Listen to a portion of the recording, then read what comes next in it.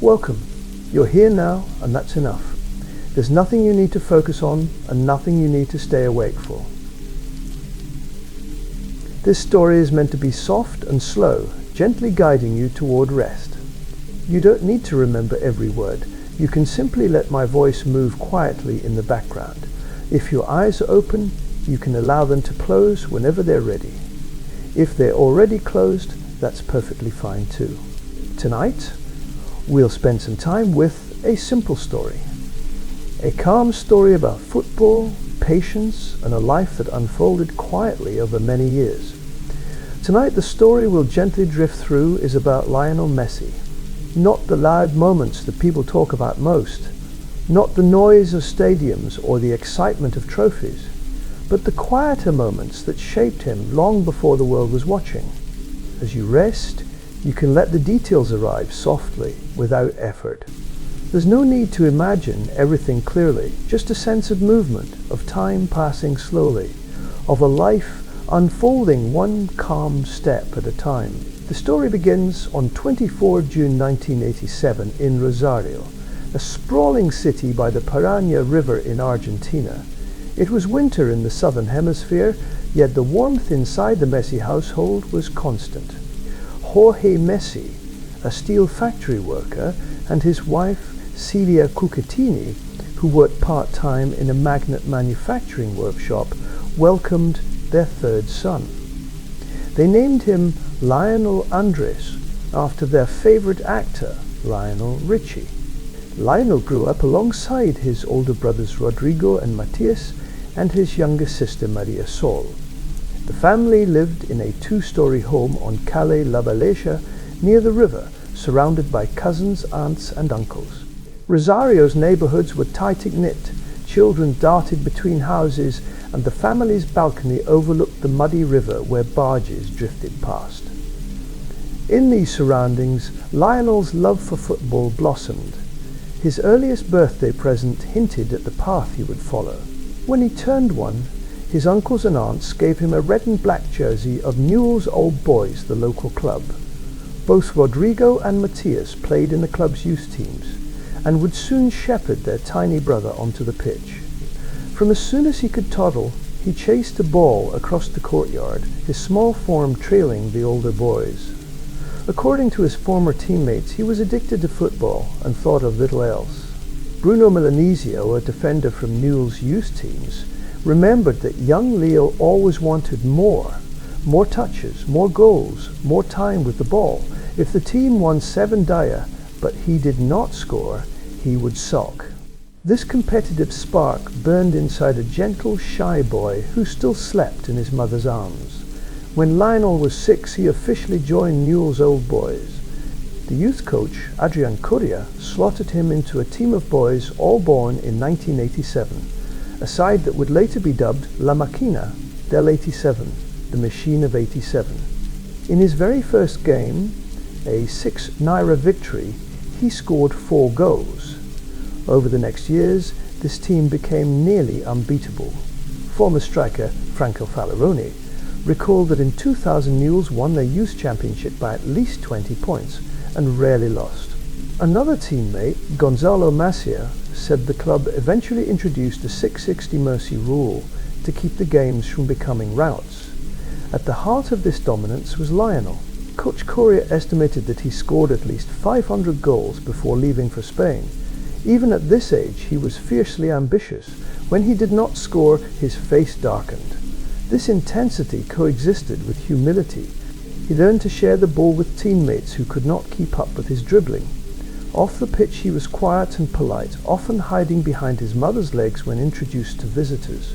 His grandmother, Celia Oliveira de Cucchettini, took him to training and games. She was his greatest supporter, and he often kissed his finger and pointed skyward in memory of her after scoring. By age 10, however, Lionel's growth seemed to stall. While his peers sprouted taller and broader, he remained slight. Concerned, his parents took him to a doctor. Pediatrician Diego Schwartzstein diagnosed him with a growth hormone deficiency. Each day, Lionel needed injections of the hormone to spur his development. He stored the medicine in a blue cooler, and every night his father inserted a needle into his son's leg. When the treatment began, Lionel nervously asked Dr. Schwartzstein whether he would ever grow. The doctor predicted that he would be taller than Diego Maradona, Argentina's most famous player.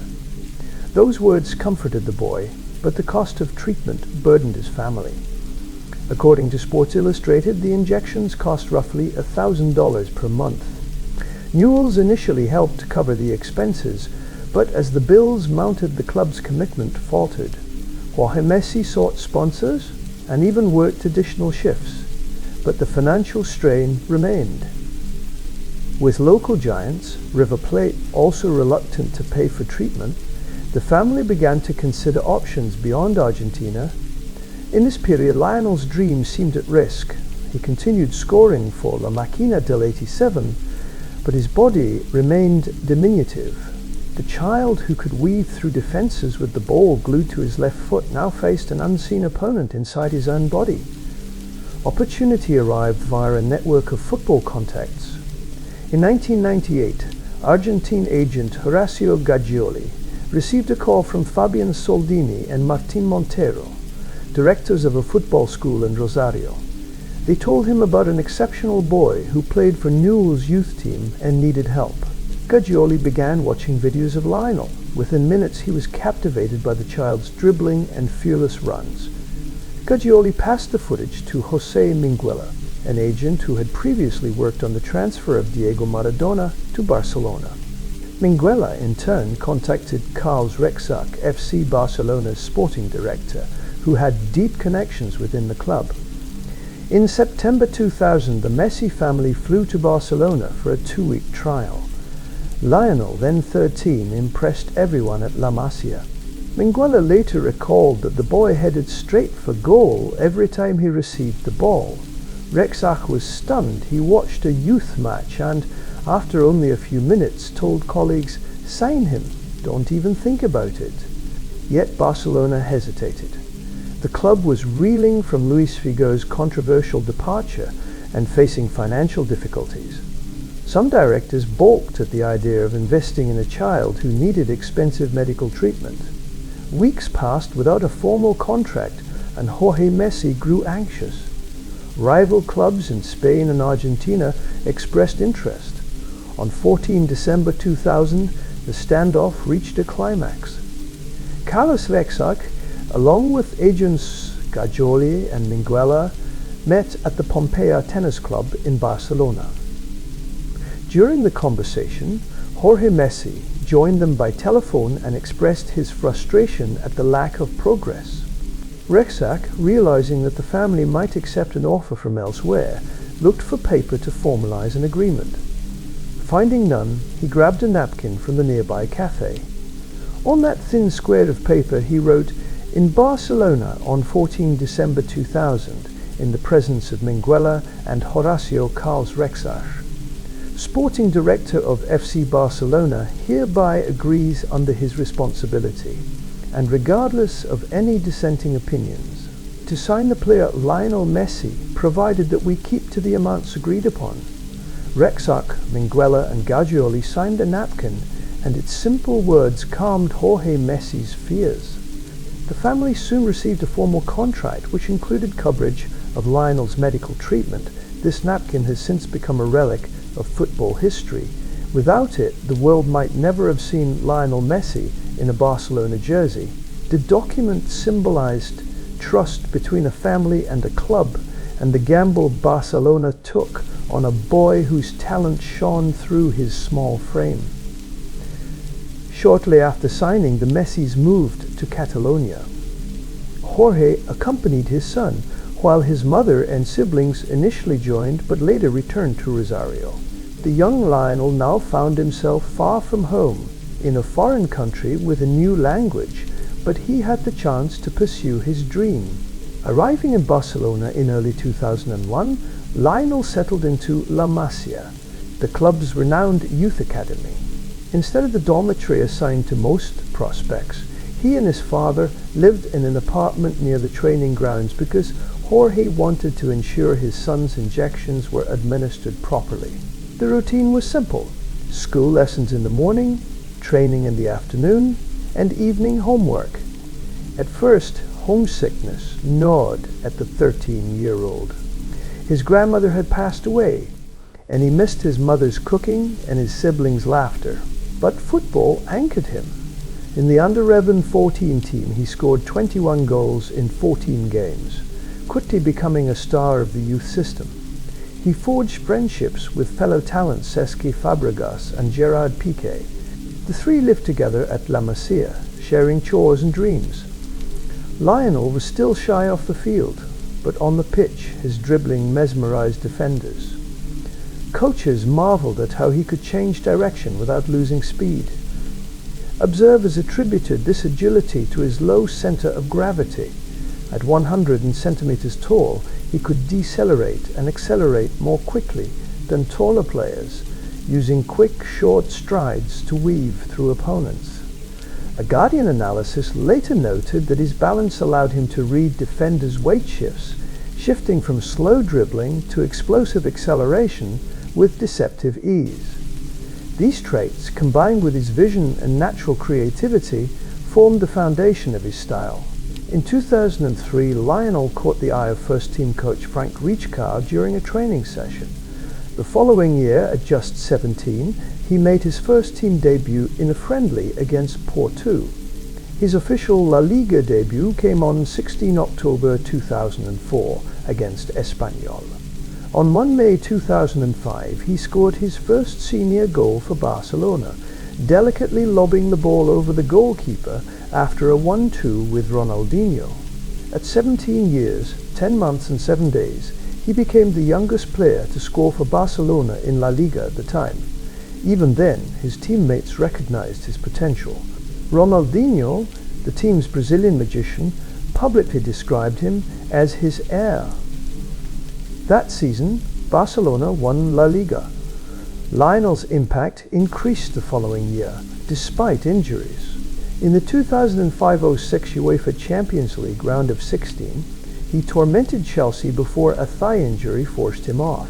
He watched from the stands as Barcelona defeated Arsenal in the final to win the Champions League, but he received his first winner's medal. Headlines in Spain began comparing him to Diego Maradona. The 2006-07 season witnessed Messi's arrival as a global star. In March 2007, he scored a hat-trick against Real Madrid in El Clásico, becoming the first Barcelona player to do so in 12 years. One of the goals mirrored Maradona's famous goal of the century from the 1986 World Cup. Lionel dribbled from the halfway line, slaloming past 5 defenders before finishing.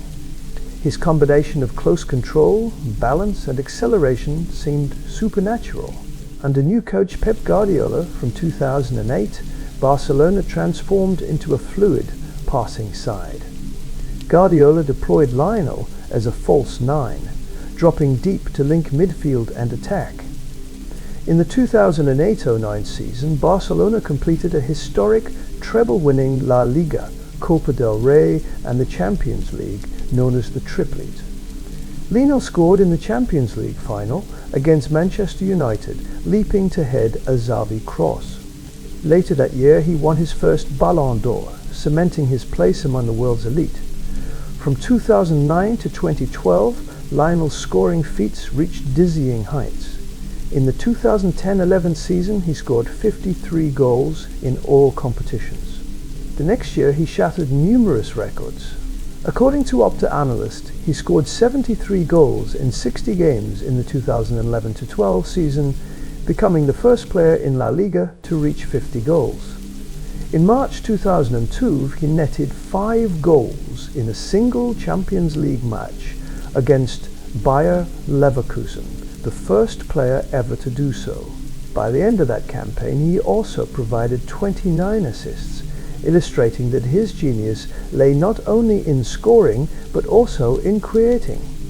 The year 2012 was even more remarkable. Between club and country, he scored 91 goals in 69 games, averaging more than a goal per match. ESPN reported that he netted 79 goals for Barcelona and 12 for Argentina including 9 hat-tricks and 14 penalty conversions. He surpassed Gerd Müller's 40-year-old record for most goals in a calendar year. His constant output was fueled by his ability to time runs, accelerate past defenders, and finish with both power and finesse. At the end of the year, he won his 4th consecutive Ballon d'Or, becoming the first player to achieve that streak. Commentators marveled at how someone so small could dominate physically imposing opponents. While Lionel dazzled for Barcelona, success with the Argentina national team proved more elusive. He debuted for La Albiceleste in August 2005 and was sent off only 2 minutes later for a retaliatory foul. He then led Argentina's under-20 team to victory at the 2005 FIFA World Youth Championship, winning the Golden Ball as best player. At the 2006 World Cup, he scored against Serbia and Montenegro, becoming Argentina's youngest World Cup scorer.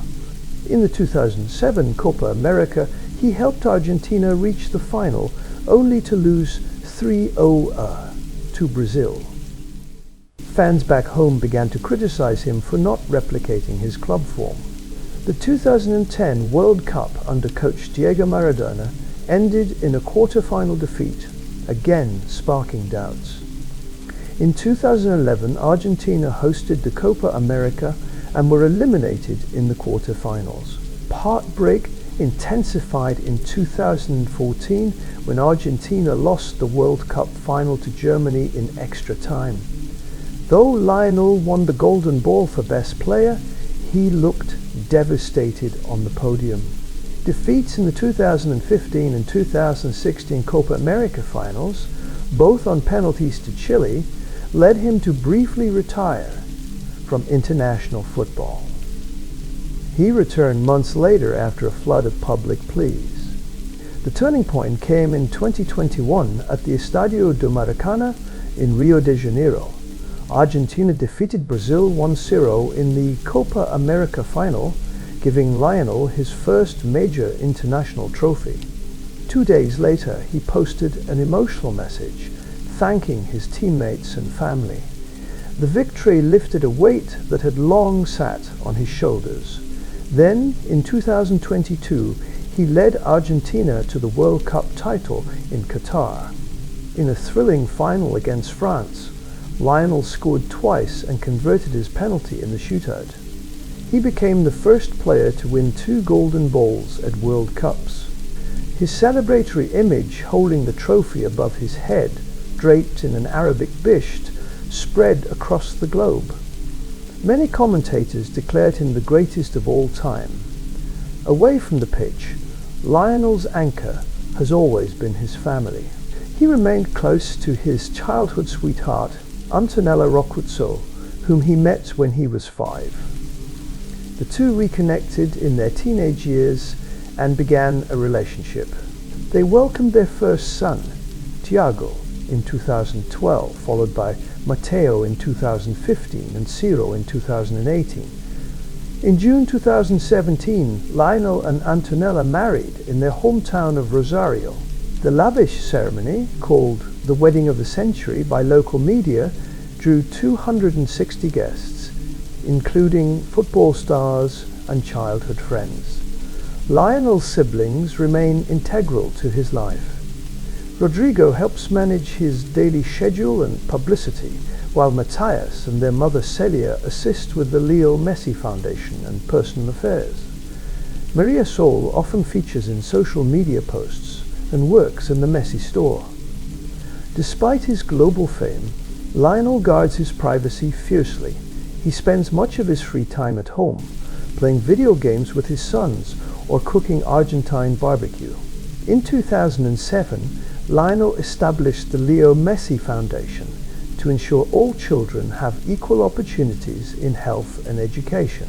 The foundation supports projects such as building playrooms in hospitals and funding research into childhood diseases.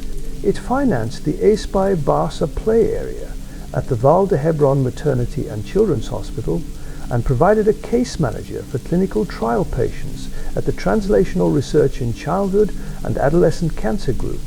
In 2017, the foundation donated $6 million jointly with the Stavros Niarchos Foundation to build the SJD Pediatric Cancer Center in Barcelona.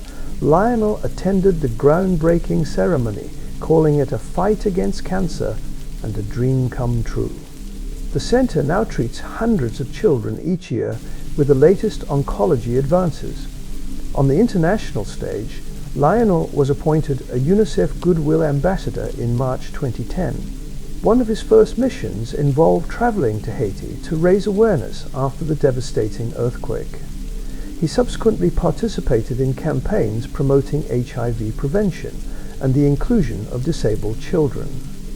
During the COVID-19 pandemic, his foundation donated funds to help Spanish hospitals purchase ventilators and protective equipment. Lionel seldom publicizes his charitable acts, preferring quiet impact to fanfare. Amid his success, Lionel faced legal trouble.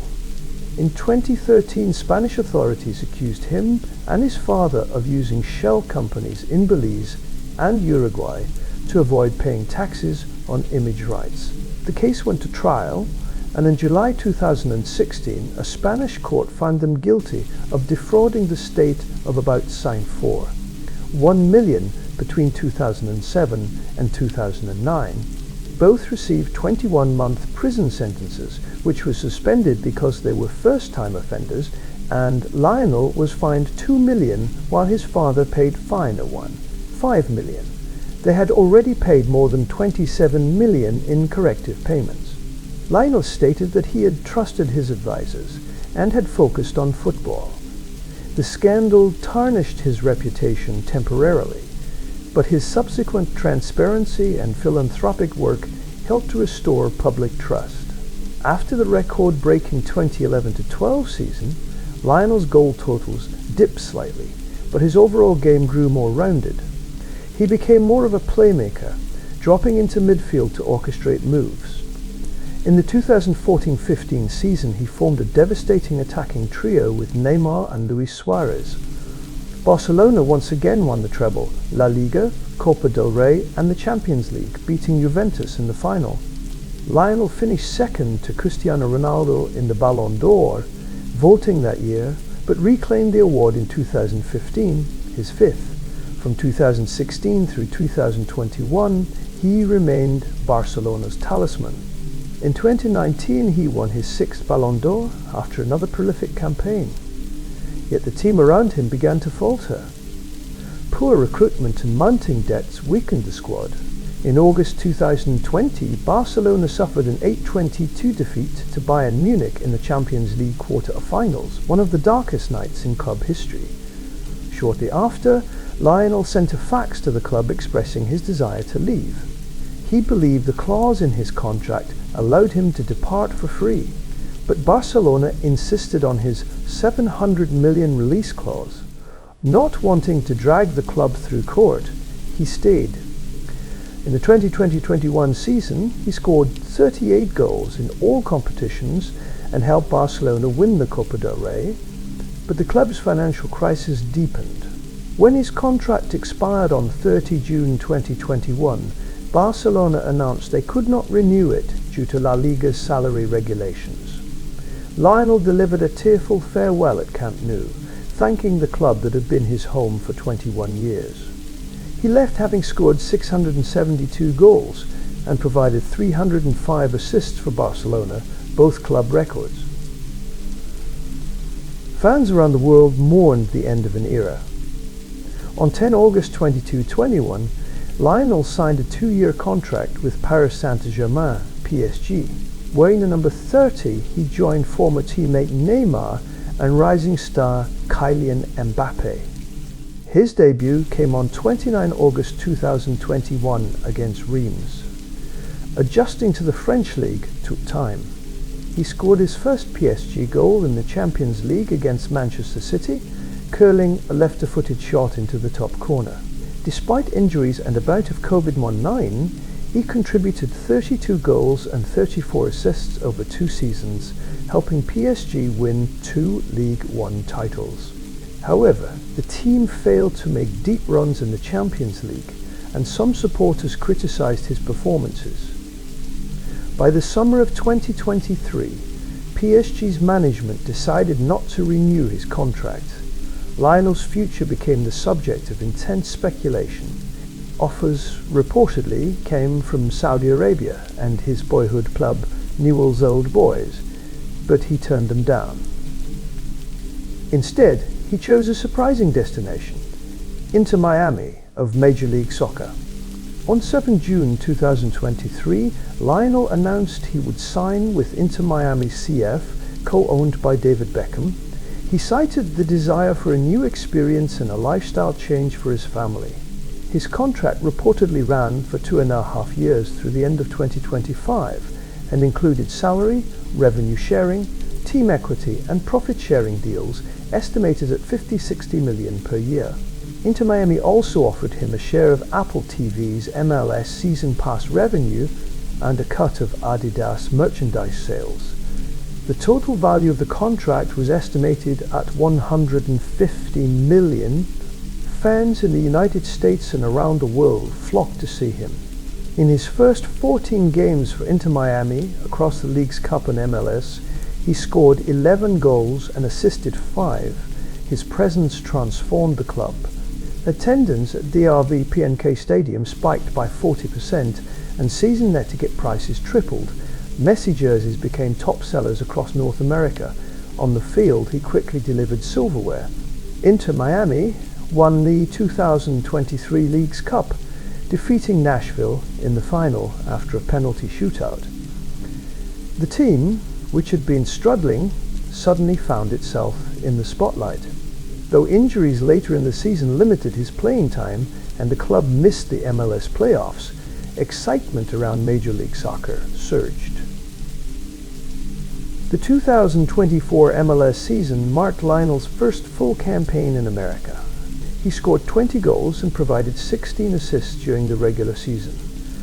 Those contributions helped Inter Miami win the Supporters' Shield, awarded to the team with the best record. The league named him the Landon Donovan MLS Most Valuable Player for 2024, the first time he had captured the award. He led the league in goal contributions and consistently drew sell-out crowds. Off the field, he embraced Miami's culture. He was often spotted at restaurants with his family or attending NBA games. During the summer of 2024, Lionel rejoined Argentina for the Copa America hosted in the United States. Argentina breezed through the group stage and edged Canada and Brazil in the knockout rounds. The final, held at Miami's Hard Rock Stadium on 14 July 2024, paired Argentina against Colombia. Early in the second half, Lionel suffered an ankle injury after a heavy tackle. He tried to continue, but had to be replaced. The match was delayed for over an hour due to crowd disturbances. In extra time, Lautaro Martinez scored the decisive goal in the 11-12th minute. Argentina lifted its 16th Copa America title, a record, and completed a trio of major trophies in successive tournaments: 2021 Copa America, 2024 Copa America. Coach Lionel Scaloni later praised Messi's determination to stay on the field despite the injury. Many wondered if this would be his final international appearance, but he deferred questions about his future. The 2025 MLS season elevated Lionel's American adventure to new heights. With a full off-season to integrate with teammates and recover, he embarked on a campaign that would rewrite league records. Over 28 regular season matches, he scored 29 goals and provided 19 assists. He became the first player to record 9 consecutive games with at least 3 goal contributions and logged 10 multi-I-goal games. His performances earned him the MLS Golden Boot, and he became the first player to win both the MLS and European Golden Boots. The league again named him MVP, making him the first back-to-back winner in MLS history. In the playoffs, Lionel's impact intensified. He tallied 6 goals and 9 assists, setting a new postseason record with 15 goal contributions.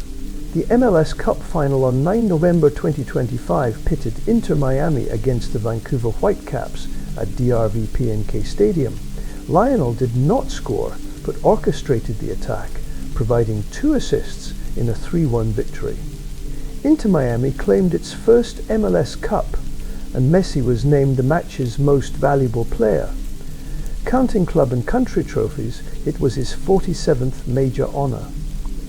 On 4 January 2025, the White House announced that Lionel would receive the Presidential Medal of Freedom, the highest civilian honor in the United States. A Reuters report noted that the medal recognized his contributions to sport and his philanthropic work through his foundation and as a UNICEF Goodwill Ambassador. Inter Miami confirmed the award, emphasizing his support for healthcare and education programs. Scheduling conflicts prevented him from attending the ceremony, but he expressed gratitude and humility. After the MLS Cup triumph, Lionel signed a contract extension through the 2028 season. The club announced plans to build a new stadium in Miami's neighborhood of Freedom Park, targeted for completion in April 2026.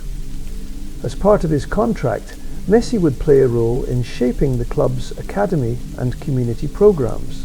He also invested in Inter Miami's youth development, funding scholarships for underprivileged children in South Florida. Following a short holiday, Lionel returned to training with Inter Miami on 18 January 2026. His official website reported that he and his teammates began preparations for the 2026 season, which included international friendlies against Peruvian side Alianza Lima, Colombian giants Atlético Nacional, and Ecuadorian club Barcelona de Guayaquil. This pre-season marked the countdown to the inauguration of Inter Miami's new stadium in April 2026, an institutional milestone. Another article noted that the 2026 pre-season would be crucial for Lionel, not just for club success but also for his decision about participating in the 2026 FIFA World Cup. Now 38, he faced questions about his physical readiness. In an interview with ESPN, he said, "A World Cup is the biggest competition there is. I'm excited, but I'm going to take it day by day." He emphasized the need for a strong preseason and acknowledged that playing through the CONCACAF Champions Cup and MLS from February to May would prepare him physically. The decision, he said, would depend on how he felt by mid-2026. Speculation swirled about whether he would appear at his 6th World Cup, but he refused to confirm. To truly appreciate Lionel Messi, one must move beyond statistics and trophies and observe how he plays. His build, compact and low to the ground, gives him a lower center of gravity. Analysts have explained that players with shorter stature and shorter strides can decelerate and accelerate quickly, allowing them to change direction faster than taller opponents. The Guardian observed that Messi's constant scanning of the pitch, combined with his innate ability to read defenders' shifts of weight, enables him to explode past markers with a subtle feint. His signature move is the body feint, where he shimmies one way while shifting the ball to his other foot. Defenders commit in the wrong direction and he glides through. His left foot is famous for its accuracy, but his vision is equally remarkable. He often drops deep to collect the ball, dribbling through midfield before delivering a threaded pass to a teammate. At Barcelona, he served as both scorer and creator. At Inter Miami, he has become a mentor, guiding younger players and orchestrating attacks. Off the ball, he constantly moves to open spaces, anticipating where the play will develop. He seldom dives or complains, even after rough tackles. Fans and teammates describe him as humble, dedicated and quietly passionate. Although Lionel is best known for his exploits on the pitch, his influence extends into culture, economics and philanthropy. His arrival in Major League Soccer boosted television subscriptions and merchandise sales. Local businesses near stadiums experience surges during match days. Young players across the United States look to him as an example of professionalism. Meanwhile, his philanthropic ventures, funding hospitals, research centers, and scholarships, have saved lives and offered hope to families facing illness. His combination of excellence and empathy has earned him admiration from peers and world leaders. He remains grounded. After receiving the Presidential Medal of Freedom, he wrote that he hoped to continue using his platform to improve children's lives. In interviews, he credits his wife and children for keeping him balanced. He rarely speaks about personal wealth, focusing instead on happiness and health. Even with 8 Ballon d'Or trophies and over 860 career goals, he says he is most proud of representing his country and inspiring young athletes. As 2026 unfolds, Lionel Messi stands at a crossroads. He has accomplished nearly everything a footballer can dream of. Domestic trebles, continental trophies, world championships, and individual accolades. He has become an ambassador for sport and goodwill, yet he still wakes each morning eager to lace up his boots. Whether he plays in the 2026 World Cup or not remains uncertain, but his commitment to excellence continues. He will lead Inter Miami into a new stadium and new competitions, mentoring teammates and thrilling fans. When he eventually hangs up his boots, he will leave behind not only a mountain of goals, but also a legacy of perseverance, humility, and generosity. As the rain outside softens to a gentle drizzle, our journey through Lionel Messi's life draws to a close. We have walked along the streets of Rosario, peered into La Masia's dormitories, celebrated under Catalan skies, and basked in Miami's sunshine. We have witnessed not only the goals and trophies, but also the quiet moments of struggle and the acts of kindness that define him. Lionel Messi's story is a testament to resilience, how a small boy facing a rare medical condition dared to dream, and how that dream carried him across oceans and onto the world's greatest stages. His feet may move faster than our eyes can follow, but his heart beats to a rhythm we all understand. If you enjoyed drifting through this tale and would like to hear more stories told in whispers and accompanied by the soothing patter of rain, please consider liking this video and subscribing to our channel, Whistle and Whisper. Your support helps us continue sharing these relaxing journeys into the lives of extraordinary individuals. Until next time, may your dreams be as boundless as the dribbles of Lionel Messi, and your nights as peaceful as the rain. The gentle narrative above offers only a glimpse of Lionel Messi's remarkable journey. To satisfy your curiosity and deepen the relaxation, we shall linger longer in each chapter of his life, exploring details and textures that illuminate his character. This extended reflection will not repeat what has already been told. Instead, it will dive deeper into the sights, sounds, and feelings that accompanied each milestone. We will trace the threads of his experiences. The taste of home-cooked Argentine meals, the hush of European stadiums before kickoff, the quiet satisfaction of philanthropic work, and weave them into a rich tapestry of understanding. Let us return to the beginning and wander again, unhurried, through the scenes that shaped him. Rosario, the birthplace of Che Guevara and countless footballers, sits on the western bank of the Paraná River, about 300 kilometers northwest of Buenos Aires.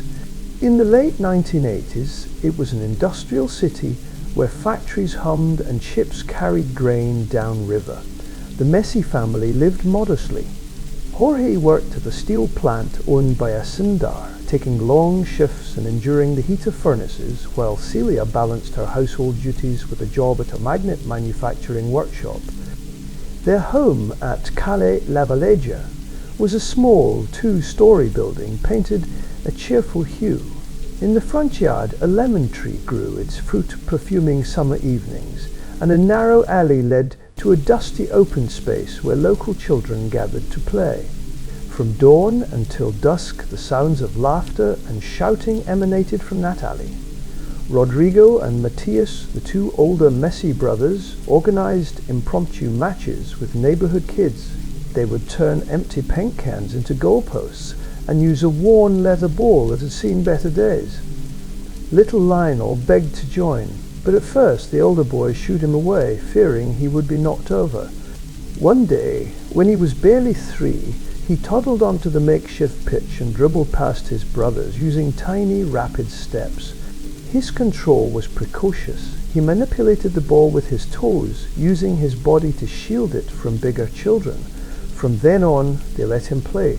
Celia watched from the balcony, calling out for him to wear shoes, but he often preferred to feel the earth under his bare feet. The ground left calluses and small cuts, but it taught him to adjust his balance on uneven surfaces. The family's weekly routine revolved around football.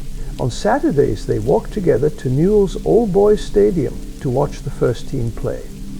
The stands were a sea of red and black, and the passionate supporters sang songs that echoed through the concrete stands. Little Lionel sat on his father's shoulders, absorbing the chants and the rhythm of the drums. The roar of the crowd after a goal thrilled him. He would jump up and down, clapping, and later replicate the celebrations at home. Sundays were for neighborhood tournaments. Uncles, cousins, and friends formed teams. The Messis often fielded 2 or 3 sides because so many relatives wanted to participate. After the matches, they gathered around a long table in the garden to share asado, Argentina's traditional barbecue. Jorge grilled slabs of beef and sausages over hot coals, while Celia prepared salads and chimichurri sauce. These gatherings reinforced the bonds among family members and instilled in Lionel a sense of belonging. When he was 5 years old, Lionel met Antonella Roccuso. She was the cousin of his friend Luca Scaglia and lived down the street. According to family stories, Lionel was too shy to speak to her at first. He would scribble notes professing his affection, which Lucas delivered on his behalf. Antonella would grin and roll her eyes, yet she was charmed by the quiet boy with the ball always at his feet. Their friendship blossomed over the years, forming a foundation for the deep love they would later share. On rainy days, when the streets turned muddy, they sat together in Lucas's house, eating alfajores and watching cartoons. When the sun returned, they chased each other through puddles. At Newell's Old Boys Youth Academy, Lionel trained under coaches who recognized his genius but also emphasized discipline. Sessions often began before sunrise. The boys jogged around the pitch to warm up, fog rising from their breath. Coaches drilled them in ball control, passing patterns, and shooting accuracy. They also taught them to respect teammates, opponents, and referees. Lionel's favorite drill involved dribbling through a slalom of cones while keeping his head up. He would push himself to complete the course faster than any of his peers, and when he stumbled, he started over without complaint. He rarely missed training, even when he had a fever or a scraped knee. His grandmother Celia Oliveira would wrap him in a scarf and walk him to practice. She told him again and again that he would be the best in the world. Her unwavering belief nourished his confidence, and after she passed away when he was 11, he began pointing to the sky after scoring as a tribute to her. This habit remains part of his goal celebrations. The diagnosis of growth hormone deficiency was a turning point for the Messi family. Dr. Diego Schwartzstein explained to them that without treatment, Lionel might not reach the typical height required for professional football. Initially, the news felt like a blow. Jorge sat quietly, his hands gripping the edge of the doctor's desk, while Celia wiped away tears. The injections were administered daily, often in the evening after dinner.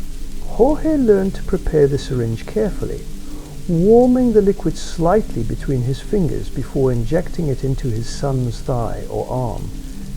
Lionel would grit his teeth and look away.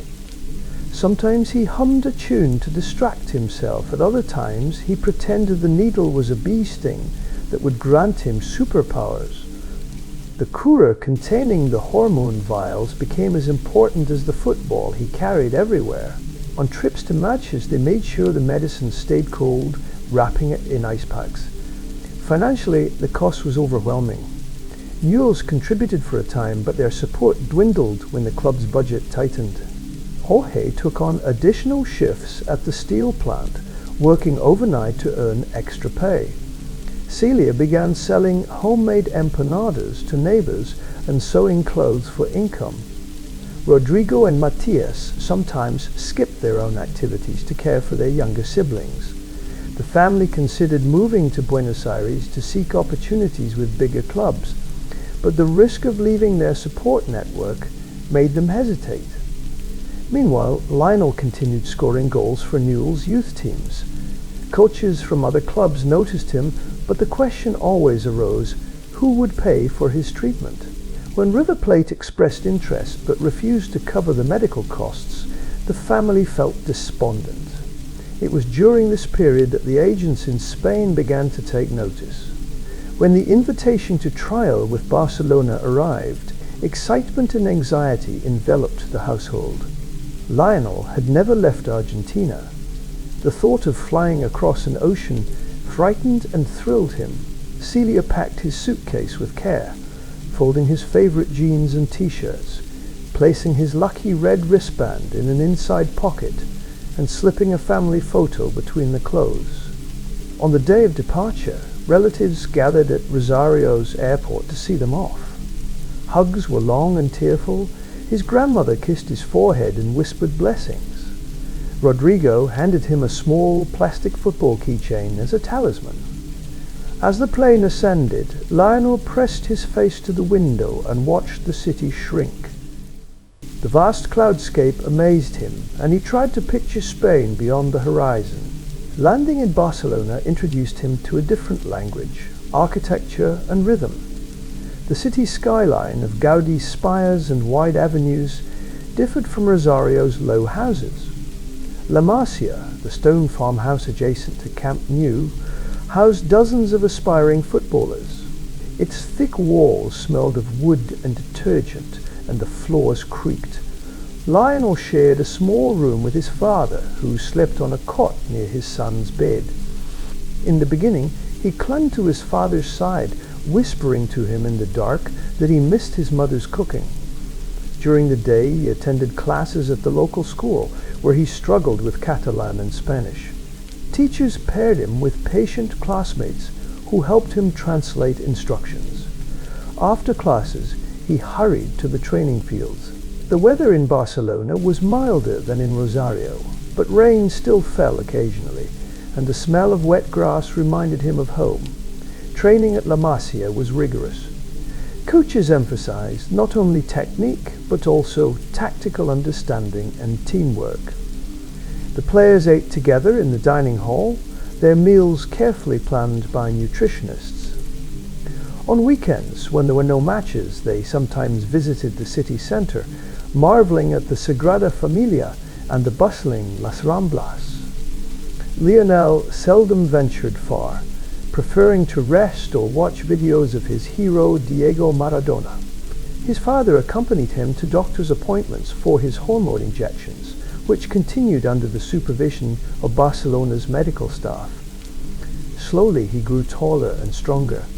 The napkin contract not only secured his place in the academy, but also symbolized the trust his family placed in Barcelona.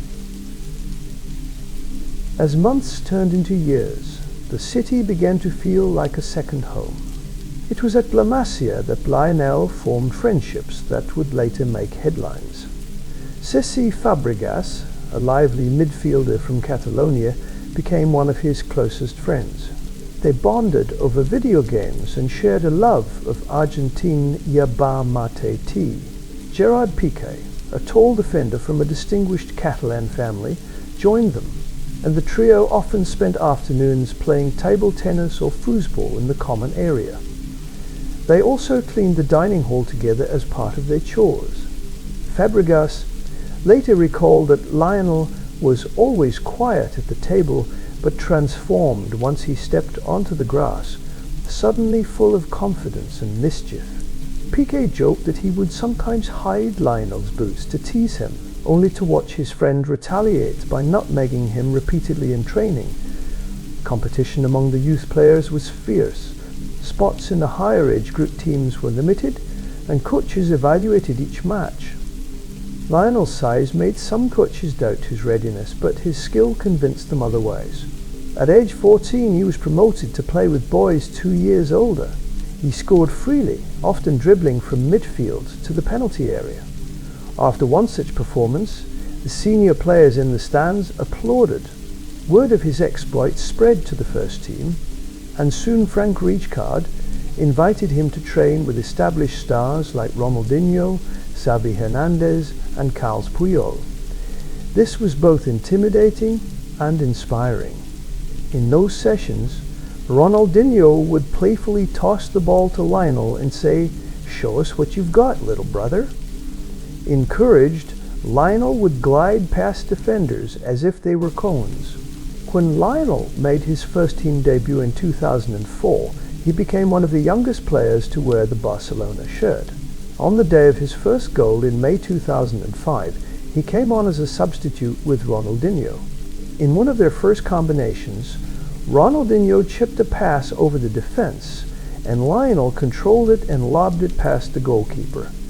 The crowd erupted, but the referee disallowed it for offside. Moments later, Ronaldinho repeated the move. This time Lionel stayed onside and scored, running toward the corner flag with his arms outstretched. Ronaldinho lifted him onto his shoulders, a symbolic passing of the torch. That celebration became an iconic image, a grinning teenager perched on a superstar's shoulders, his eyes sparkling. Behind the scenes, Lionel remained humble. He still lived at home with his family and continued his studies. He bought his parents a house in the Barcelona suburb of Castelldefels, where they could enjoy a garden and more privacy. His routine involved early morning training, midday rest, and evening walks along the beach. He frequented an Argentine restaurant near Camp Nou, where the owner would cook him milanesa and dulce de leche pancakes. Despite earning a professional salary, he seldom spent money on luxuries. When he did treat himself, it was to buy gifts for family members or video game consoles. Pep Guardiola, appointed head coach in 2008, transformed Barcelona's playing style and Lionel's role within it. Guardiola believed in positioning, pressing, and possession. During pre-season, he gathered the players and explained his vision using magnets on a whiteboard. He told them that the ball would do the running and that they must play as a collective. Lionel listened intently. Guardiola saw that his star's dribbling could destroy defenses, but also that his intelligence allowed him to act as a playmaker. Thus he experimented with the false nine role, in which Lionel started centrally and dropped deep to link midfield and attack. During a match against Real Madrid in May 2009, this tactic stunned their rivals.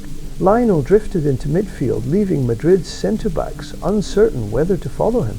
Xavi and Iniesta exploited the space, and Barcelona won 6-2.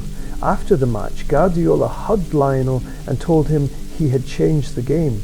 Guardiola demanded high standards and individual discipline. He banned sugary drinks in the training ground and required players to arrive early. He also encouraged them to learn from each other.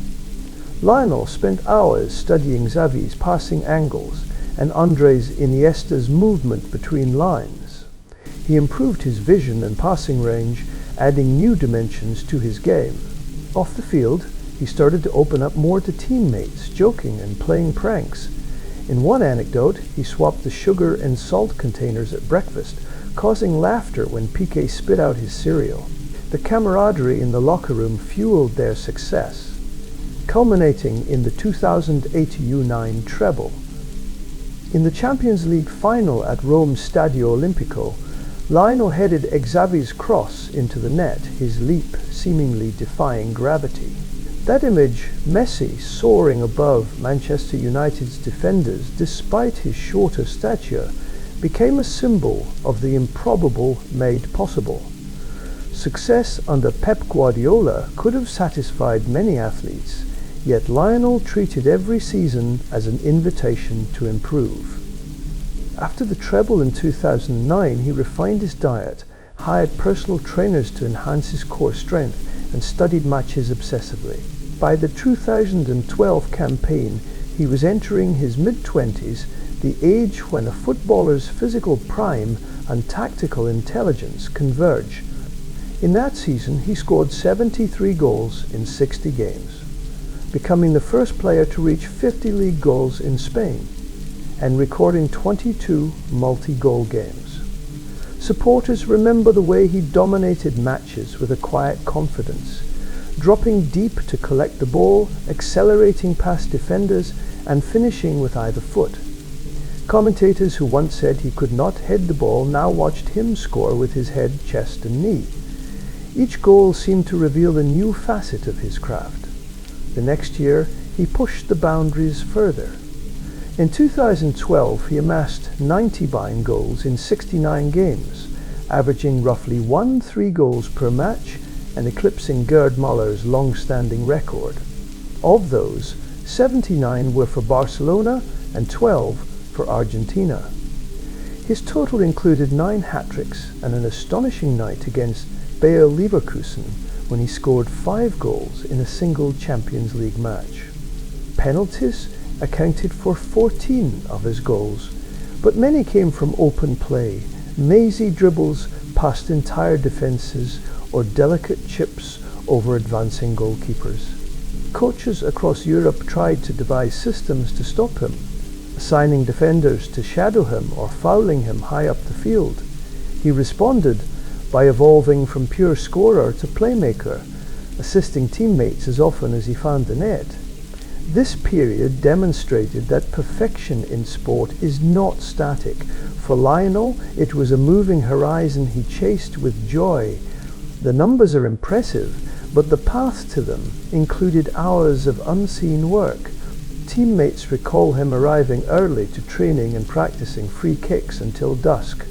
He would place cones on the ground to simulate a wall and adjust his run-up repeatedly, seeking the perfect combination of angle, pace, and height.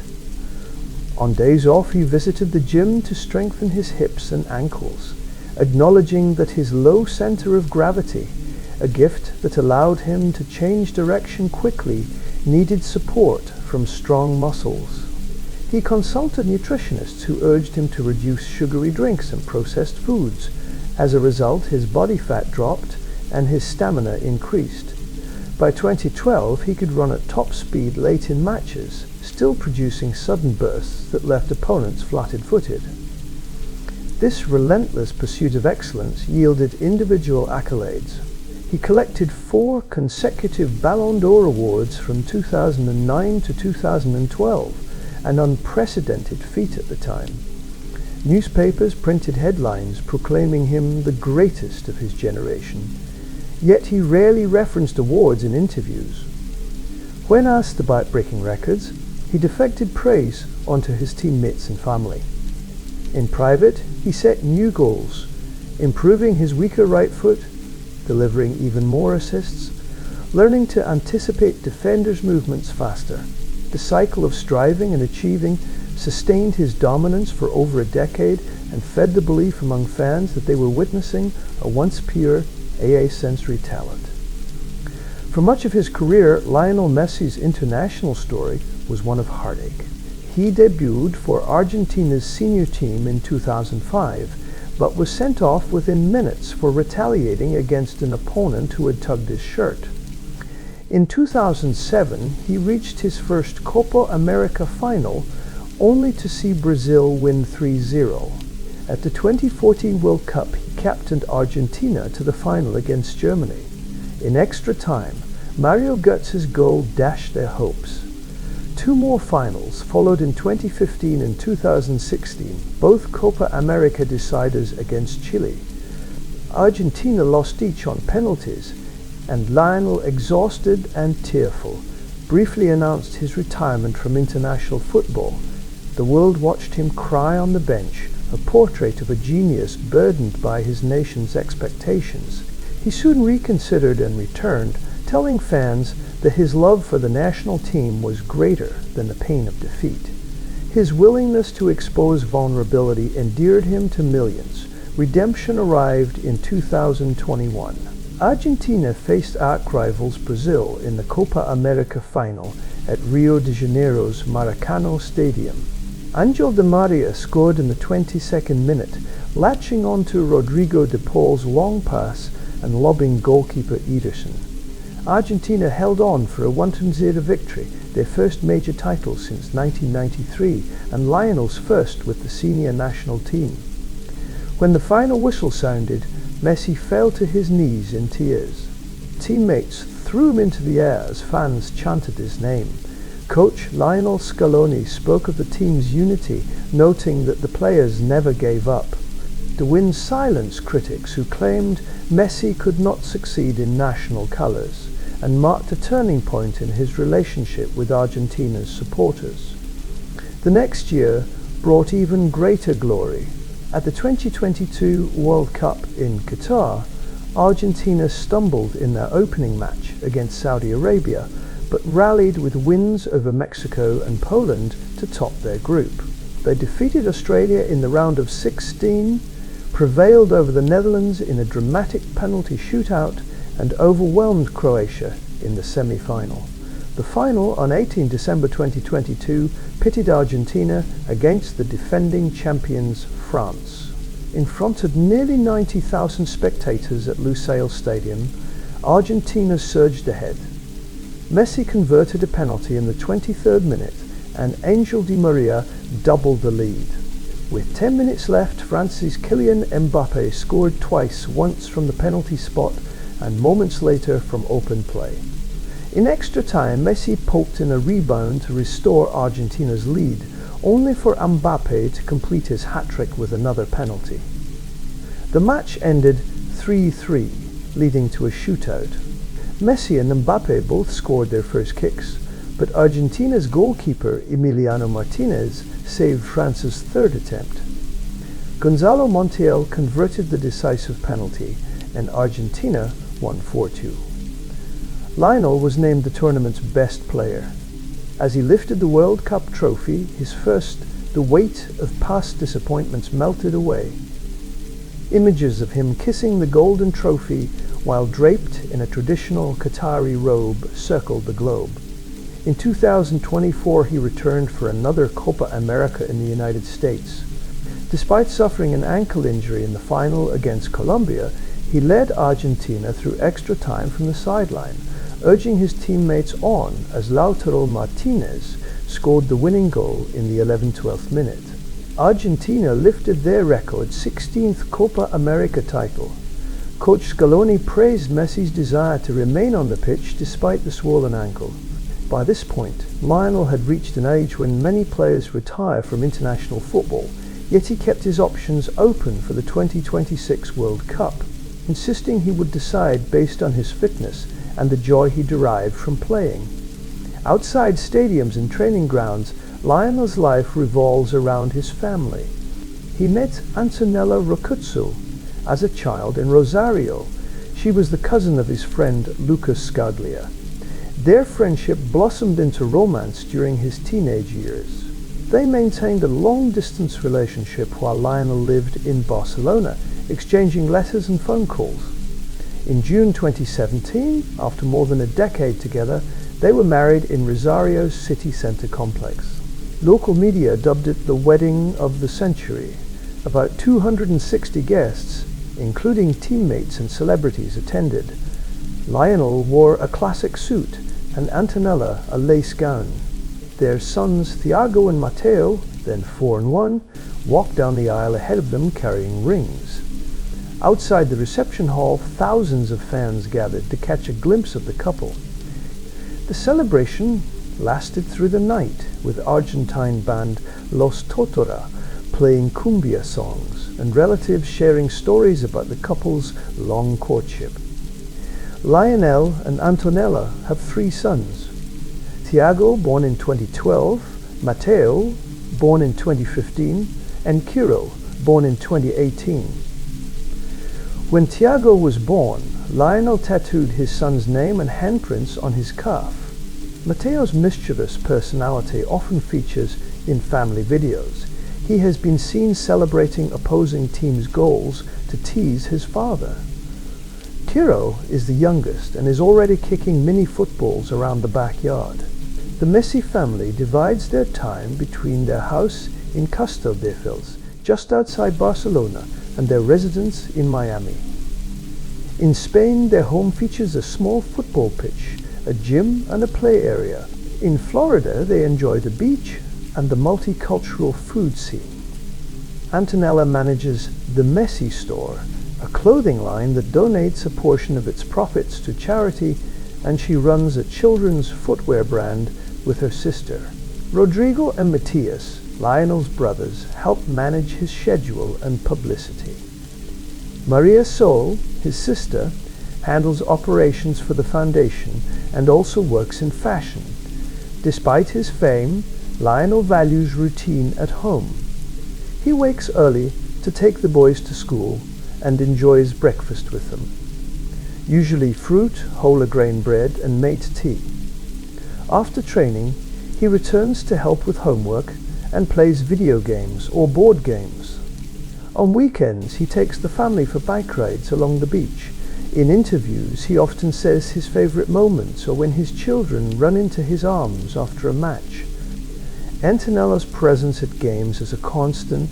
She sits with their children in the stands, wearing his jersey and cheering quietly.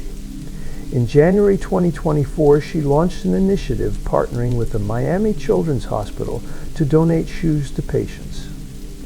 The family's dedication to each other offers Lionel stability amid the chaos of his profession. Lionel's empathy extends beyond his immediate family. In 2007, he established the Leo Messi Foundation with his brother Matthias and mother Celia. Its mission is to ensure that children have equal opportunities in health, education, and sport. The foundation has financed the construction of playrooms in hospitals, the purchase of medical equipment, and the funding of research into childhood diseases. At Barcelona's Vall-d'Hebron Maternity and Children's Hospital, the foundation funded the Espai Barça play area and provided a case manager to assist families participating in clinical trials. In 2017, the foundation, together with the Stavros Niarchos Foundation, donated $6 million to complete the budget for the SJD Pediatric Cancer Center in Barcelona.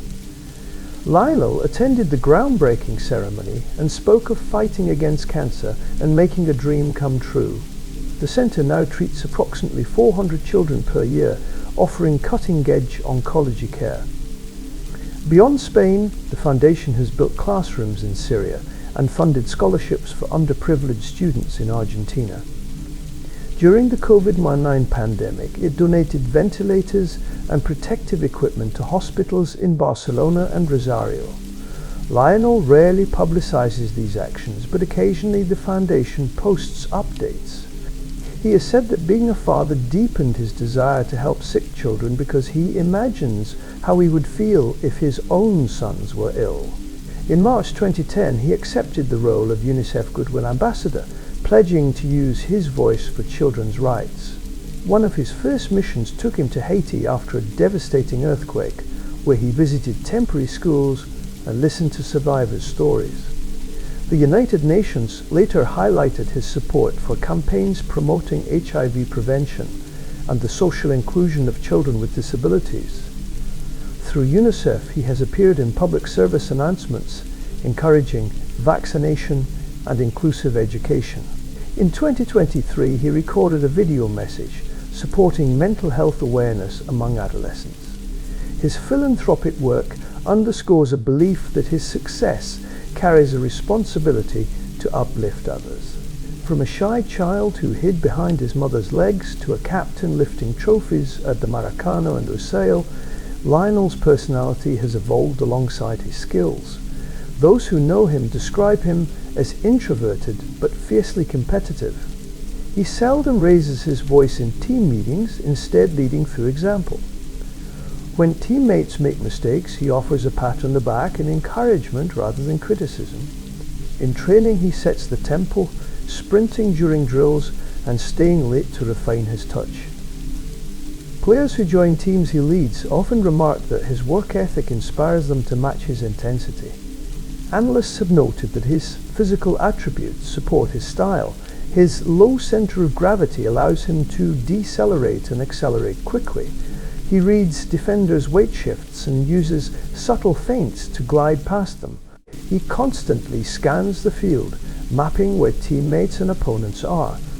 This mental picture enables him to deliver passes to spaces that seem invisible to others.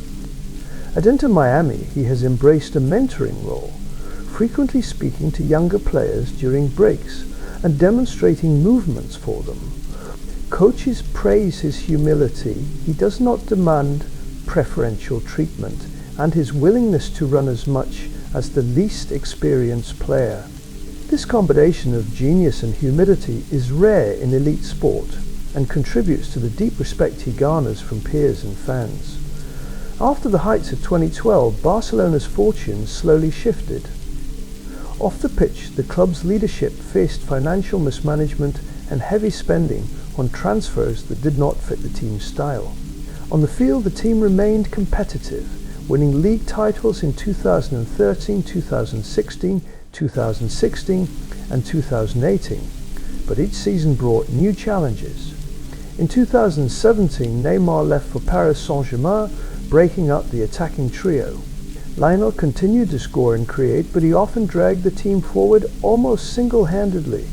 After Ernesto Valverde was sacked in 2020 and the team replaced coaches twice, cohesion eroded. The humiliating 8-2 defeat to Bayern Munich in the 2020 Champions League quarter-final signalled a nadir. In its aftermath, Lionel sent the club a burofax expressing his desire to leave, citing broken promises and lack of sporting project. The dispute was resolved by him staying to avoid legal battles, but trust between player and board was strained. In the 2020-21 season, he scored 38 goals and collected the Copa del Rey, yet Barcelona's debt ballooned. When his contract expired in June 2021, the club announced it could not register a new contract due to La Liga's salary cap rules. During an emotional press conference, Lionel sobbed as he thanked the club and fans. He said he had wanted to stay and had even agreed to a 50% pay cut, but it was impossible under the league's regulations. Teammates hugged him on stage as supporters outside Camp Nou cried and chanted his name. The era that had defined modern football, Messi in a Barcelona shirt, was over. In August 2021, he signed with Paris Saint-Germain on a 2-year contract. Arriving in Paris with his family, he faced a new language and climate. Fans greeted him at Le Bourget airport chanting, "Messi, Messi." He chose the number 30 jersey, the same number he wore when he debuted for Barcelona. His debut at Reims in late August drew worldwide attention. Early on, he struggled to adapt to French football's physicality and to a new tactical system centered around Kylian Mbappe and Neymar. He scored his first Ligue 1 goal against Nantes in November and his first Champions League goal for PSG against Manchester City. Injuries, including a knee issue and a COVID-19 infection, limited his time on the pitch during his first season. Still, he recorded 32 goals and 34 assists across 2 seasons, and PSG won consecutive Ligue 1 titles. Some French supporters expected him to replicate his Barcelona numbers and criticized his output. Pundits debated whether his presence disrupted PSG's balance. Lionel, however, emphasized that he was happy living in Paris with his family and valued the experience of playing in a different league. He explored the city's art museums with Antonella and took his children to Disneyland Paris.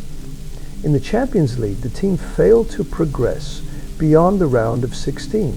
leading to disappointment. At the end of his contract in June 2023, PSG elected not to renew. Messi bid farewell to the Parc des Princes, thanking fans for their support and noting that he had enjoyed playing with young talents like Achraf Hakimi and Gianluigi Donnarumma. Lionel's decision to join Inter Miami CF in June 2023 surprised many who expected him to return to Barcelona or accept an offer from Saudi Arabia. He cited the desire for a new challenge and a better quality of life for his family. Miami's climate reminded him of Rosario, and the city's large Latin American community felt welcoming. Co-owner David Beckham personally courted him, promising autonomy and involvement in the club's development. The contract reportedly included salary, revenue sharing and equity components worth around $150 million. It also gave him a share of Apple TV's MLS Season Pass revenue and a cut of Adidas merchandise.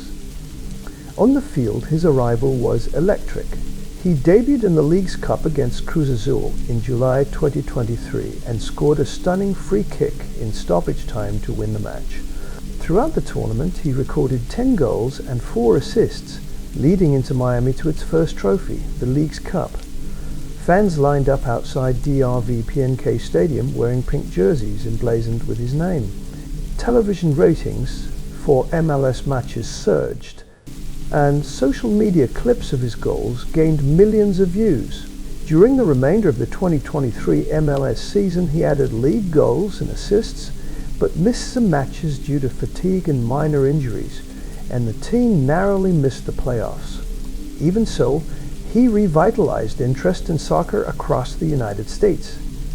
Young children attended training sessions wearing his boots, and local youth clubs reported increases in enrollment. The 2024 season marked his first full year in Major League Soccer. He scored 20 goals and 16 assists in the regular season, leading Inter Miami to the Supporters' Shield for the league's best record. He won the Landon Donovan MLS MVP award and finished top of the league in combined goals and assists. Throughout the season, he formed a creative partnership with Venezuelan striker Josef Martinez and American midfielder Benjamin Cremachi. Off the field, he embraced Miami's cultural diversity, enjoying Cuban sandwiches in Little Havana and attending NBA games with his sons. When he left for the 2024 Copa America, Inter Miami struggled in his absence, underscoring his importance. In 2025, he elevated the league to another level. Playing 28 matches, he tallied 29 goals and 19 assists. He set an MLS record by recording at least 3 goal contributions in 9 consecutive games and notched 10 multi-goal games. He won the MLS Golden Boot and became the first player to win both European and MLS Golden Boots. In the playoffs, he added 6 goals and 9 assists, achieving a record 15 goal contributions. During the MLS Cup final against Vancouver, he orchestrated the attack with 2 assists, guiding Inter Miami to a 3-1 victory and being named MLS Cup MVP. Journalists noted that he had now won major trophies on 4 continents. After the season, he signed a contract extension through 2028, signaling his commitment to the league's growth. Meanwhile, he accepted the Presidential Medal of Freedom for his philanthropic contributions, although scheduling conflicts meant he could not attend the ceremony. In January 2026, he began pre-season training with Inter Miami. Reports indicated that the team would travel to play friendlies against South American clubs as preparation for the CONCACAF Champions Cup. A new stadium in Miami's Freedom Park was set to open in April, marking a milestone for the club. Lionel spoke with reporters about the possibility of playing in the 2026 FIFA World Cup, acknowledging that he would evaluate his body's condition and desire mid-season. He noted that the intensity of MLS and international matches would help him gauge his readiness. His presence at the tournament would make him the first man to appear in 6 World Cups, a record he shared with Mexican goalkeeper Antonio Carvajal and German forward Lothar Matthäus after 2022. Whatever he decides, his influence on younger Argentine players such as Julian Alvarez, Enzo Fernandez and Lautaro Martinez will continue through mentorship and example. The narrative of Lionel Messi is punctuated by moments that seem pulled from myth. One of the earliest occurred on a spring evening in April 2007, when Barcelona faced Getafe in the Copa del Rey. Near the halfway line, Messi collected the ball, spun away from one defender, slipped between 2 more, and dashed toward goal. He weaved past another pair, rounded the goalkeeper, and rolled the ball into the net. In a matter of seconds, he had travelled half the length of the pitch, leaving 6 opponents tangled in his wake. Commentators gasped. Fans at Camp Nou stood in disbelief. It was reminiscent of Diego Maradona's famous solo run against England in 1986. In the days that followed, television networks played both clips side by side, drawing comparisons between the two diminutive Argentines. Messi shrugged off the hype, saying he simply did what felt natural. Yet to those watching, his movement and balance, the way his knees bent and his torso swayed as he kept the ball tethered to his left foot, signaled the arrival of a talent destined to reshape the sport. Another milestone came at the Santiago Bernabeu in March 2007, when Barcelona played their eternal rivals Real Madrid. The match was a seesaw affair, with goals traded like barbs in a duel. Each time Madrid scored, Messi answered. He ended the night with his first hat-trick against Los Blancos, the 3rd goal arriving in the dying moments after he dribbled between 2 defenders and smashed a shot past Iker Casillas. The final whistle blew with the score 3-3, and Madrid's players walked off with hands on hips, while Barcelona supporters sang Messi's name. It was the first of many times he tormented Madrid over the next decade. He would score more than 24 goals against them, including a dramatic winner in April 2017 when he held up his shirt to the Bernabeu crowd as if to stake his claim on their turf. At Wembley Stadium in May 2011, he delivered a performance that connoisseurs still replay to savour. The Champions League final pitted Barcelona against Manchester United, a rematch of the 2009 final in Rome. United manager Sir Alex Ferguson devised a plan to contain Messi, instructing his defenders to crowd him and not allow him to turn. For 30 minutes the plan worked. Then, just before half-time, Xavi threaded a pass into space. Messi sprinted into the gap, controlled the ball with his left foot, and unleashed a low shot from 20 yards that zipped past Edwin van der Sar. He did not celebrate with a roar, but with a gentle smile and open arms, as if embracing the moment. In the second half, he dribbled past 3 red shirts and served a pass to David Villa for Barcelona's 3rd goal. United defender Rio Ferdinand later said that despite doing everything possible, they could not get close to him. It was like trying to catch a shadow. Barcelona won 3-1 and Messi was named man of the match. These iconic moments are not just highlights, they reveal aspects of his character. In each case, he did not taunt his opponents or demand a claim. After the Getafe goal, he trotted back to midfield and gave Ronaldinho a high five. After the Bernabeu hat-trick, he hugged his teammates, especially Xavi and Iniesta, who had created the openings. After the Wembley final, he waited to embrace Paul Scholes and Ryan Giggs, players he admired. Such gestures reflect a humility that coexists with his competitiveness. He derives satisfaction from the collective, from the beauty of the move rather than the roar of the crowd. Observers have noted that his celebrations are often understated. A raised finger, a point to the sky, a kiss of his wedding ring. No story of Messi is complete without acknowledging Cristiano Ronaldo. The Portuguese forward born 2 years earlier, became the mirror against which Messi was measured. Ronaldo's power, athleticism and flamboyance contrasted with Messi's subtlety and balance. Their rivalry flourished when Ronaldo joined Real Madrid in 2009. Over the next decade, Spain became a stage for their duel. El Clásico matches between Barcelona and Real Madrid drew hundreds of millions of viewers worldwide. On one side, Ronaldo stood tall, his arms aloft after thundering strikes. On the other, Messi glided past defenders with quicksilver feet. Ballon d'Or ceremonies became a pendulum, the trophy swinging between them. Fans argued passionately about who was better, dissecting statistics and playing styles. Yet beneath the manufactured friction lay mutual respect. In interviews, they acknowledged that the presence of the other pushed them to higher levels. Ronaldo said that Messi made him a better player because he set the bar so high. Messi similarly admitted that the competition motivated him. When Ronaldo left Madrid for Juventus in 2018, both players said they missed their direct battles. Their rivalry transcended sport. It became a cultural phenomenon that captured imaginations.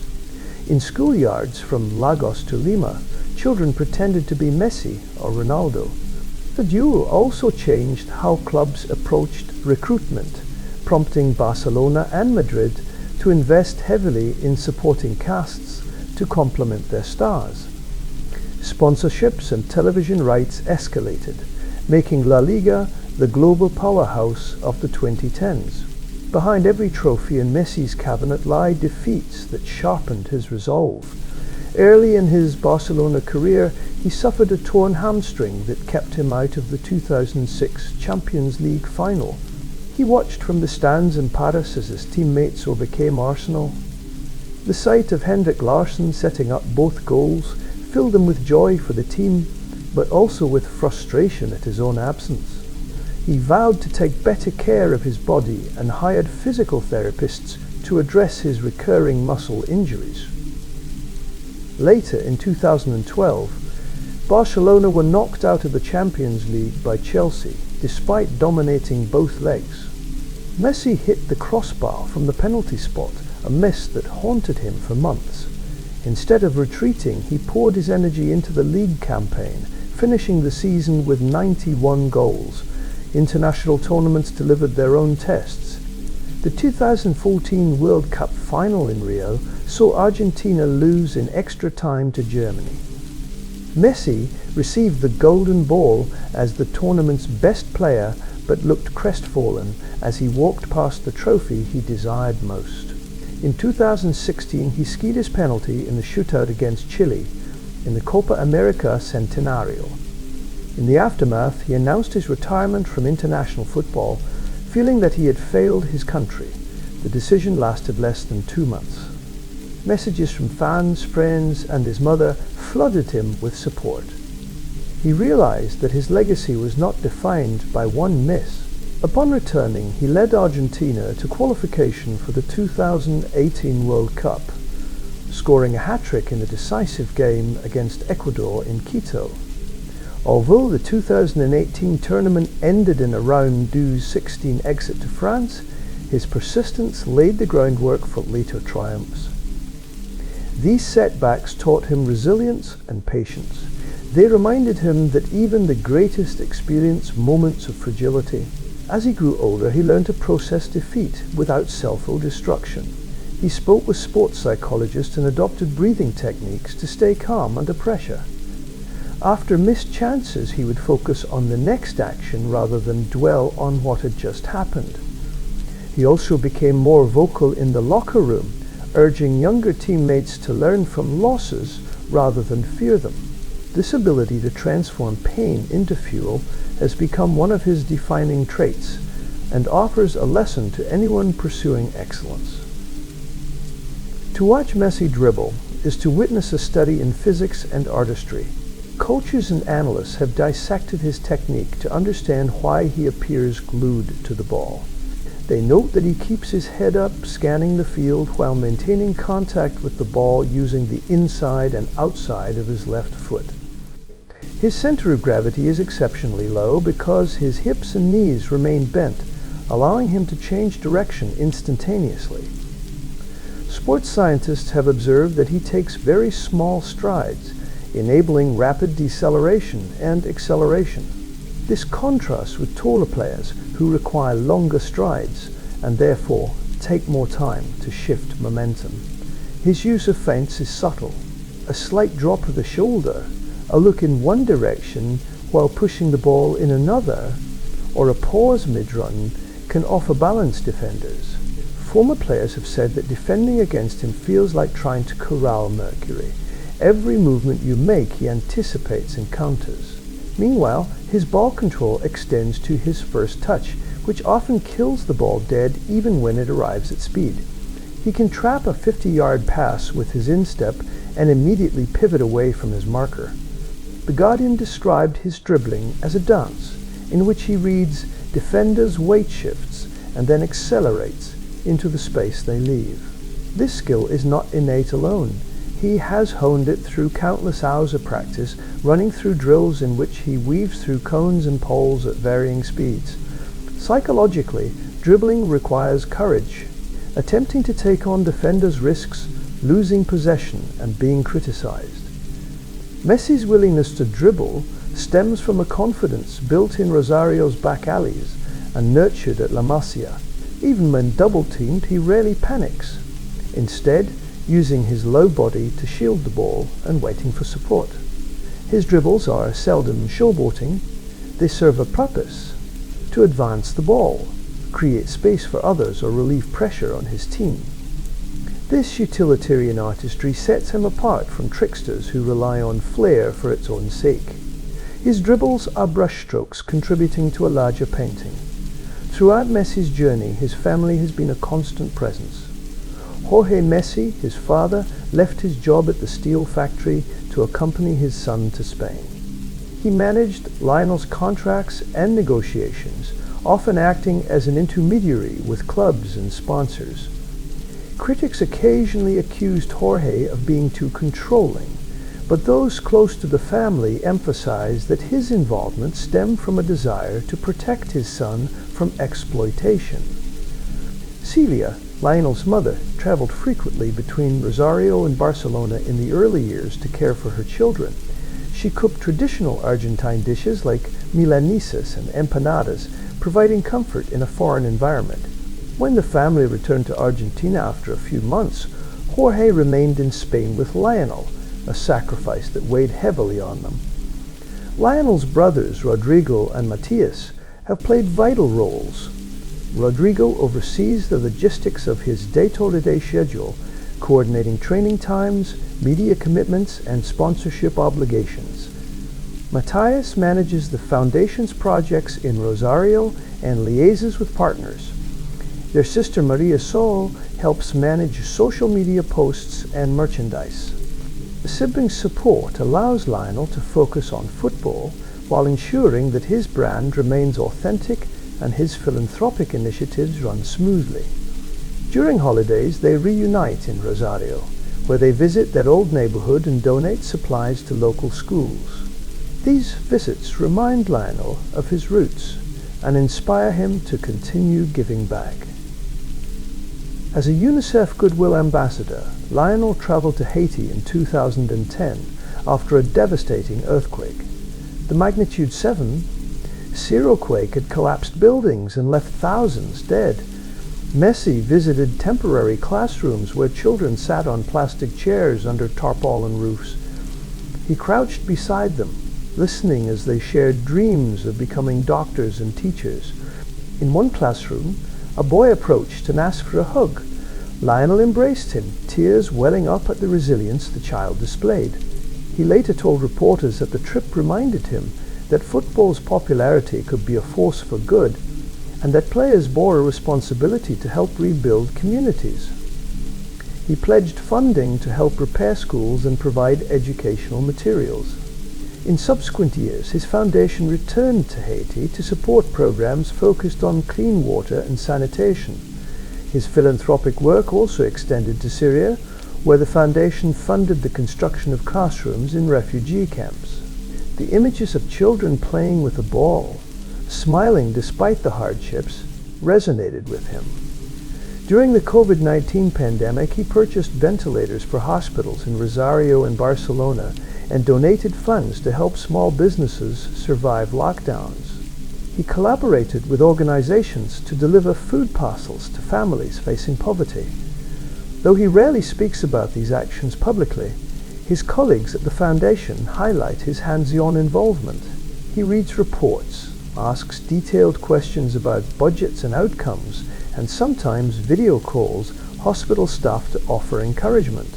For Lionel, giving back is not a side project, but an integral part of his identity. Over his 2 decades in professional football, the game itself has evolved.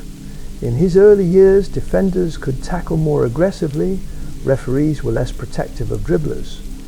As sports science advanced, players became fitter and tactics more complex. Data analytics began to shape game plans, and pressing systems demanded more running from forwards.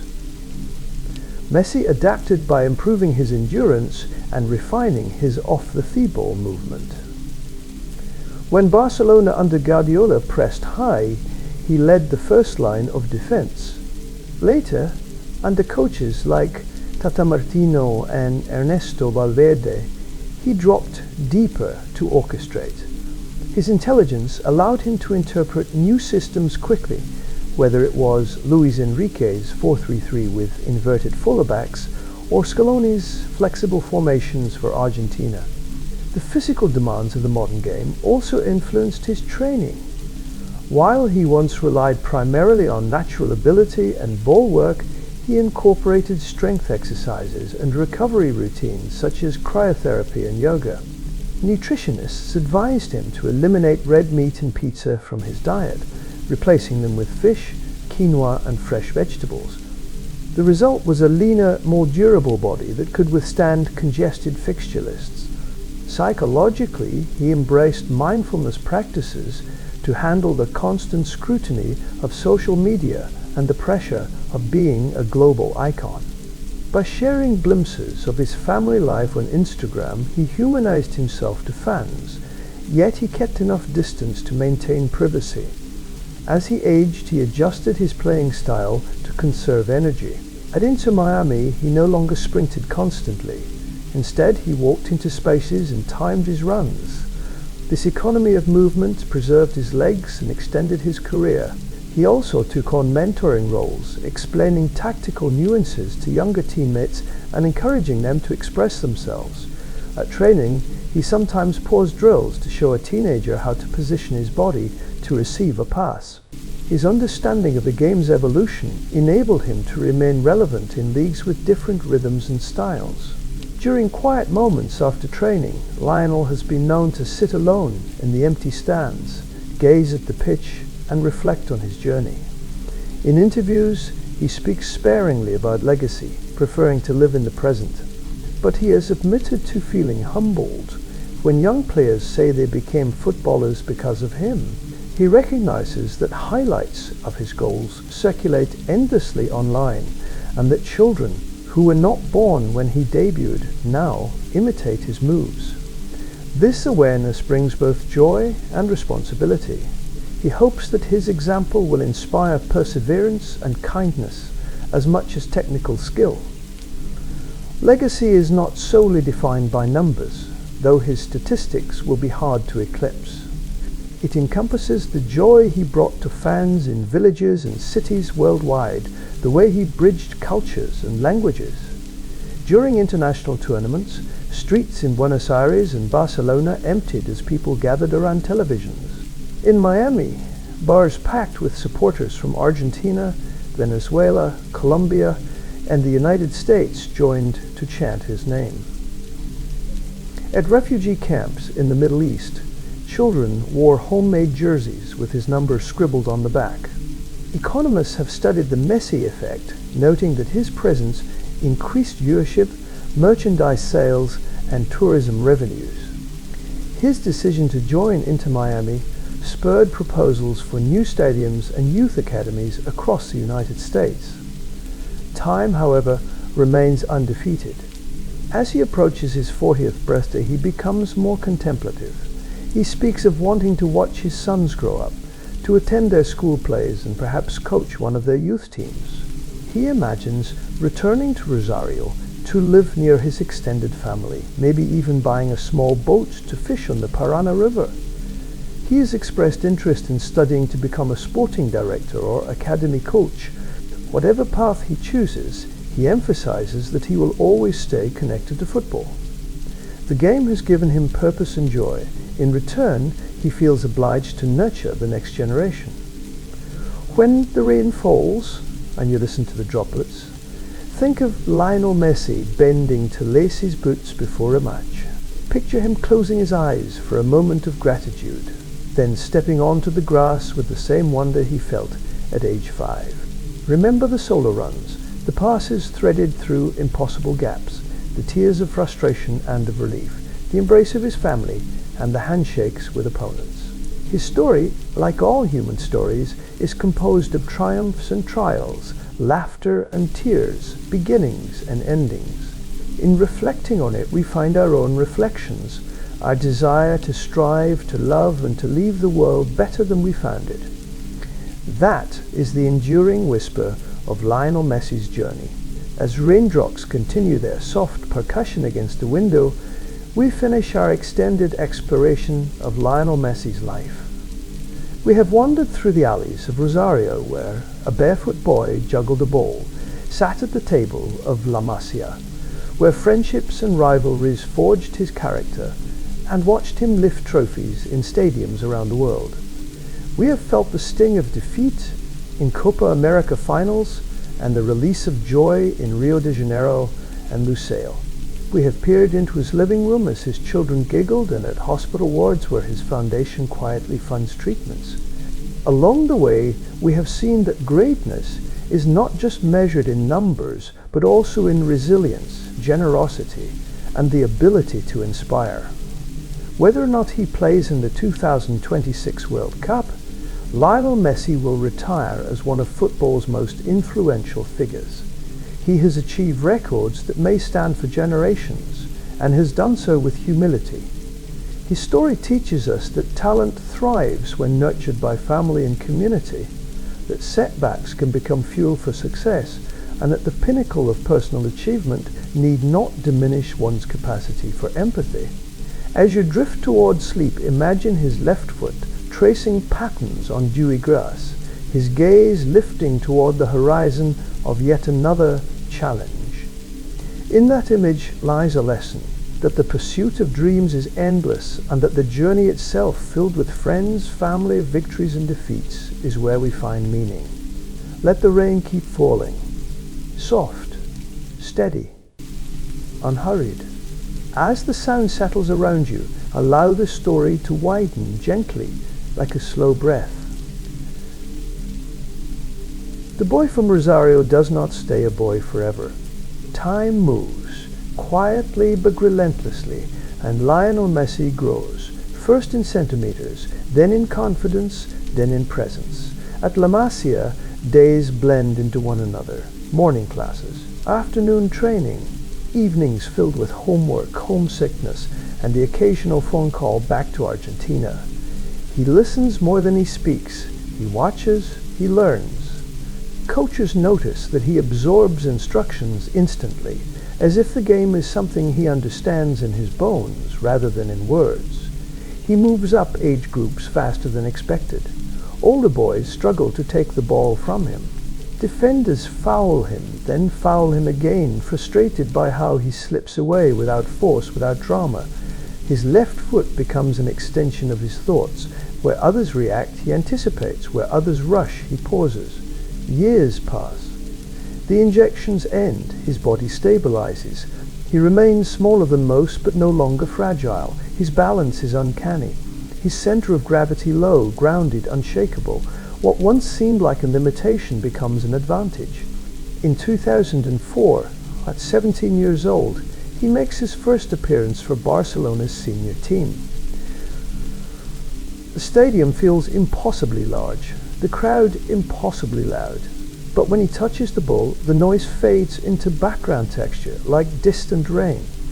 A year later, he scores his first official goal, a soft chip over the goalkeeper, calm, almost casual, as if he has done it 1,000 times already. And in many ways he has. Seasons begin to layer themselves. Goals arrive in clusters. Assists arrive without announcement. Barcelona becomes a team, shaped around movement, possession, and trust. Lionel is not yet the leader, but he is the axis, the quiet constant. Then comes a period of dominance that feels unreal in retrospect. League titles, champions, league nights, finals played under floodlights that shimmer like constellations. Records fall one by one. Some are noticed immediately, others only later, when someone finally counts. Ballon d'Or awards arrive. 1, 2, 3, more than anyone imagined possible. Each time he steps onto the stage modestly, thanking teammates, coaches, family. He never seems entirely comfortable with the spotlight. He accepts it, but does not embrace it. Still, not everything is smooth. Injury seasons interrupt rhythm. Tactical changes demand adaptation. Rivals rise. Critics appear. Comparisons grow louder. Through it all, Lionel remains consistent in the only way that matters. He keeps playing the game as he always has, simply, honestly. And then there is Argentina. The blue and white shirt carries a different weight. With it comes expectation, history, longing. Finals lost, penalties missed, tears hidden behind lowered heads. At one point, the burden becomes so heavy that he steps away, believing he has failed the country that raised him. But time softens pain. He returns. Older now, wiser, more patient. A Copa America victory finally arrives, not with fireworks, but with relief. Later, a World Cup run unfolds like a long, emotional exhale. Match after match, he leads not by shouting, but by example, by walking, by choosing moments, by trusting others. When the final whistle sounds and the trophy is lifted, there is no explosion of ego. Just a man standing still, absorbing what has taken a lifetime to reach. After that, everything feels quieter. He leaves Barcelona, not by choice, but by circumstance. A farewell press conference filled with tears. Years of memories compressed into a few sentences. He moves on briefly to Paris. The rhythm is different, the fit imperfect. Still he does his job.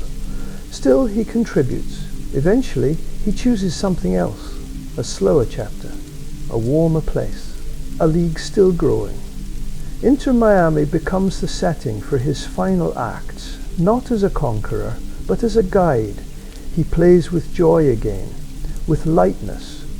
Children fill stadiums wearing his name. The game feels playful once more. Off the pitch, life continues in parallel. He becomes a husband, a father. 3 sons who chase the ball the way he once did, laughing, careless, free. He attends school events, he cooks at home. He retreats from noise whenever he can. Through his foundation, hospitals are built, treatments funded. Children helped quietly, without spectacle. He understands now what it means to give back, not as obligation, but as gratitude. As the years approach their natural slowing, questions emerge. Retirement, legacy, what remains? But legacies are not built in statistics alone. They live in the way a generation learned to love football differently, in the way small players believe they could belong, in the way patience, humility, and persistence prove just as powerful as strength. Somewhere, a child in a dusty street is kicking a ball against a wall, dreaming without knowing why. Somewhere, another family is facing uncertainty, hoping for a chance. Somewhere, rain is falling on a quiet neighborhood, and a story is just beginning again.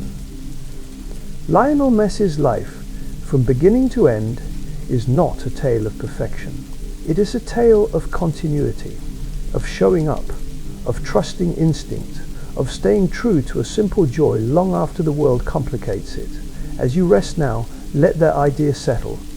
Greatness does not always announce itself.